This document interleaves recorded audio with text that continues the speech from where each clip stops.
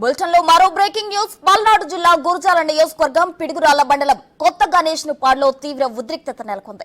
Polling సందర్భంగా నిన్న కొందరు వైసీపీ కార్యకర్తల ఇళ్లను టీడీపీ నేతలు కూల్చేశారు.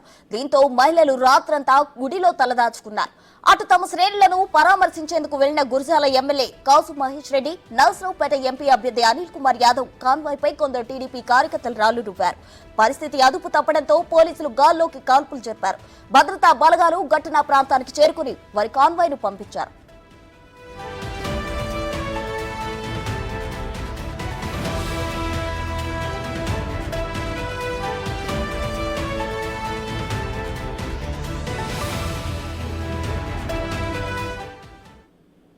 మరిన్ని వివరాలు మా ప్రతినిధి సాయి శంకర్ అందిస్తారు. సాయి శంకర్, చెప్పండి. అయితే గురజాల నియోజకవర్గంలో ఉద్రిక్తత నెలకొంది అని చెప్పొచ్చు. అటు టీడీపీ శ్రేణులు వైసీపీ కార్యకర్తలపై దాడి చేశారు అని వైసీపీ కార్యకర్తలు ఆరోపించడం జరిగింది. ఓవరాల్ డీటెయిల్స్ ఏంటి?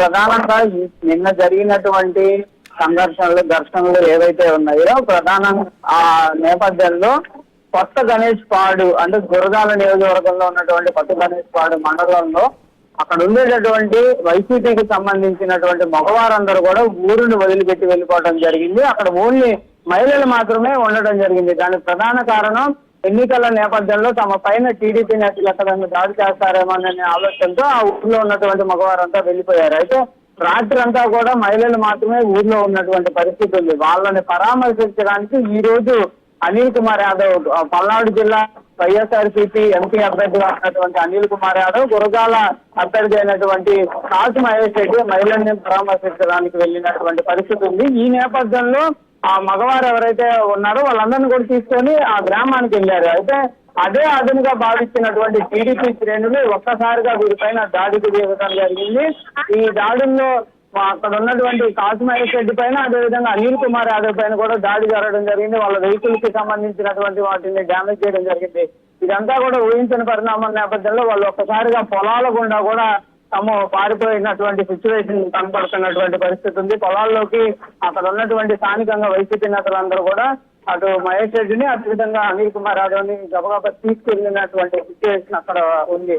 అయితే తర్వాత పోలీసులు చేరుకునేటప్పటికే జరగాల్సినటువంటి నష్టం, కార్లను డ్యామేజ్ చేయడం, వారి పైన దాడులు చేయడం, ఇదంతా కూడా జరిగినట్టు కూడా ప్రస్తుతం సిచ్యువేషన్ చూస్తే కనిపిస్తున్నటువంటి పరిస్థితి ఉంది. ఏదైనప్పటికీ కూడా పొలిటికల్ ఫ్యాషన్ వార్ అనేది ఇంకా పల్నాడులో కొనసాగుతున్నటువంటి పరిస్థితి ఉంది. ఎక్కడికక్కడ కూడా ఈ రోజు కూడా కొన్ని సంఘటనలు అయితే చోటు చేసుకున్నటువంటి పరిస్థితులు ఉన్నాయి. ఇటు వైసీపీ టీడీపీ మధ్య ఘర్షణలు ఒక పల్నాడు గురజాల్లో కొత్తనపల్లి మిగిలినటువంటి ఏరియాల్లో కూడా జరుగుతున్నటువంటి పరిస్థితి కనిపిస్తుంది. ప్రసన్న సాయిశంకర్, మీరు అన్నట్లు ఆ ఊరిలో మగవారంతా టీడీపీ శ్రేణులు దాడి చేస్తారని ముందుగానే ఆ గ్రామం నుంచి వెళ్లిపోయారు అంటున్నారు. అసలు దాడి చేస్తారని వాళ్ళు ముందుగానే ఎందుకు ఊహించారు? ఒకవేళ ముందుగానే వైసీపీ కార్యకర్తలు టీడీపీ శ్రేణులను ఏమైనా రెచ్చగొట్టే ప్రయత్నాలు చేశారు? వారిపై ముందుగా ఏమైనా దాడులు చేశారా?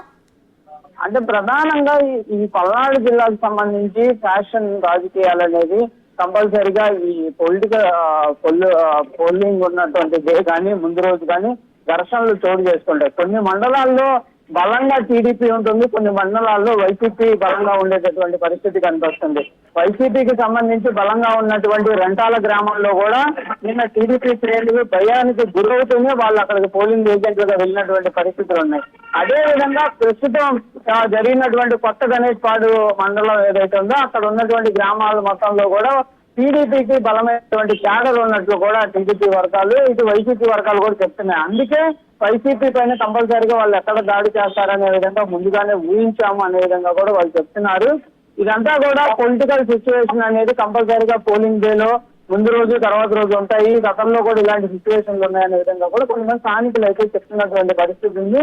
తమ మీద ఎక్కడ దాడి జరుగుతుందో అనే సురక్షిత ప్రాంతాలకు వెళ్ళినట్లు కూడా అక్కడ ఉన్నటువంటి మగవారు చెప్తున్నారు.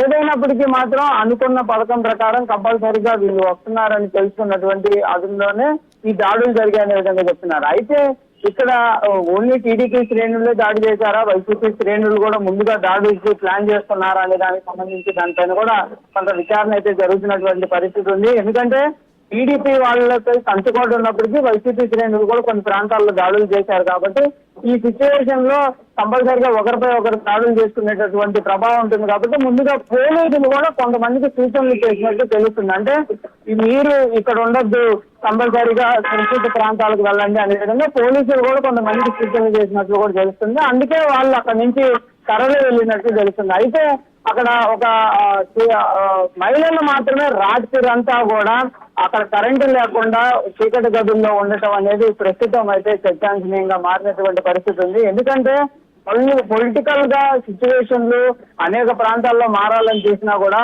పల్నాడు జిల్లాలో ప్రస్తుతం 2 రోజులుగా జరుగుతున్నటువంటి ఈ సంఘర్షణలన్నీ కూడా పరిశీలిస్తే ఇంకా పాత యుగంలోనే ఉన్నాయా గ్రామాలు అనే విధంగా కళ్ళకు కట్టినట్లు కనపడుతున్నటువంటి పరిస్థితి ఉంది. ఎందుకంటే ఎప్పుడో చిన్నప్పుడు వాళ్ళ సిచ్యువేషన్లు చూసాము, కానీ ఇప్పుడు ఉన్నటువంటి పరిస్థితులు ఇలాంటి చూస్తున్నాం అనే విధంగా కూడా కొత్త ఓటర్లు కూడా చెప్తున్నటువంటి పరిస్థితులు కనబడుతున్నాయి. రాత్రంతా చీకట్లో ఉండటం, మహిళలే ఉండటం, మగవారు లేకుండా ఉండటం, ఇవన్నీ కూడా ప్రస్తుతం పల్నాడు జిల్లాలో ఇప్పుడు చూస్తున్న వారికి కొత్తగా కనబడుతున్నటువంటి పరిస్థితి అయితే కనబడుతుంది. కానీ ఊహించని పరిణామాల నేపథ్యంలో ఒక ఎంపీ అభ్యర్థి, అంటే ఆయన ప్రస్తుతం సిట్టింగ్ ఎమ్మెల్యేగా కూడా ఉన్నారు, అదేవిధంగా కాశ్మీర్ రెడ్డి కూడా సిట్టింగ్ ఎమ్మెల్యేగా ఉన్నారు, గన్మ్యాన్లు ఉన్నారు, అన్ని ఉన్నప్పటికీ కూడా పక్కా ప్రణాళికగా ఈ దాడి జరగడాన్ని చూస్తే కూడా ఇంకా ఈ 2-3 రోజులు ఈ సంఘటనలు కంపల్సరీగా కొనసాగేటటువంటి అవకాశాలు అయితే స్పష్టంగా కనిపిస్తున్నటువంటి పరిస్థితి ఉంది. Right Sai Shankar, thank you.